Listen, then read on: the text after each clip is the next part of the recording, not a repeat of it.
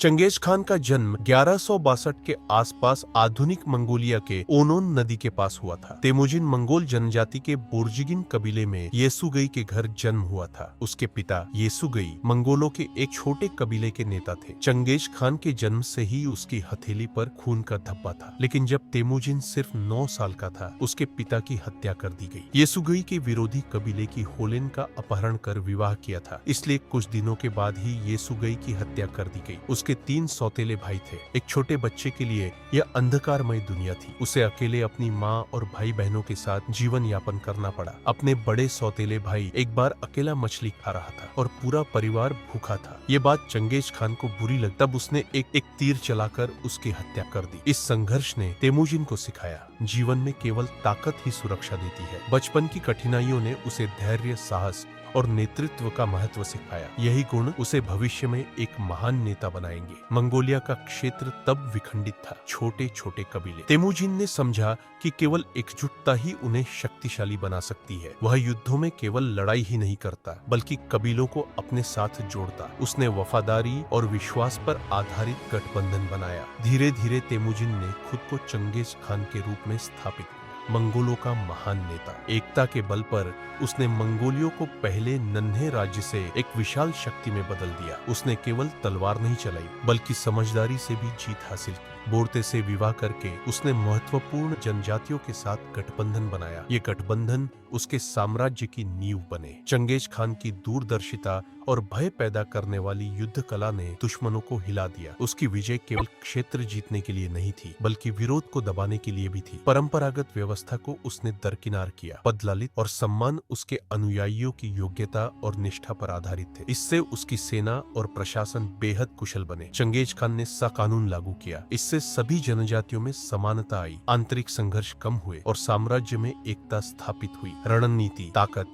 और योग्यता आधारित शासन, यही चंगेज खान की सफलता का रहस्य था। उसने मंगोल इतिहास में अपनी अमिट छाप छोड़ दी। 1196 में तेमुजिन ने तेजी से अपनी शक्ति बढ़ानी शुरू। उसकी तेजी और रणनीति को देखकर तोगरुल ने उसे खतरा समझा। 1203 में तोगरुल ने अचानक हमला किया, लेकिन तेमुजिन ने संगठित होकर उसे परास्त कर दिया। उसकी विजय ने यह साबित कर दिया कि केवल ताकत ही नहीं, किसी जुम्मई नहीं, बल्कि धैर्य और रणनीति भी युद्ध में निर्णायक होते हैं। इसके बाद तेमुजिन ने नैमान जनजाति को हराया और जमुखा को मार डाला। इस तरह मंगोल मैदानों पर वह अकेला शासक बन गया। अब मंगोल मैदानों का प्रभुत्व उसके हाथ में था। उसने दिखा दिया कि साहस और अनुशासन से सबसे बड़े विरोधियों को भी पराजित किया जा सकता है। 1206 में एक भव्य सभा में तेमुजिन ने औपचारिक रूप से चंगेज खान की उपाधि धारण की। चंगेज खान, जिसका अर्थ अब भी निश्चित है, केवल एक योद्धा नहीं बल्कि एक महान नेता और रणनीतिकार था। उसने मंगोलों की जनजाति 1209 में चंगेज खान ने पश्चिमी झीन पर बड़े पैमाने पर छापेमारी का नेतृत्व किया। अगले वर्ष पड़ोसी राज्य मंगोल शक्ति से सहम गए। चंगेज खान ने यह सिद्ध कर दिया कि केवल ताकत ही विजय का आधार नहीं, बल्कि सूझबूझ और रणनीति भी उतनी ही महत्वपूर्ण है। उसकी सेना छोटी थी, लेकिन तेज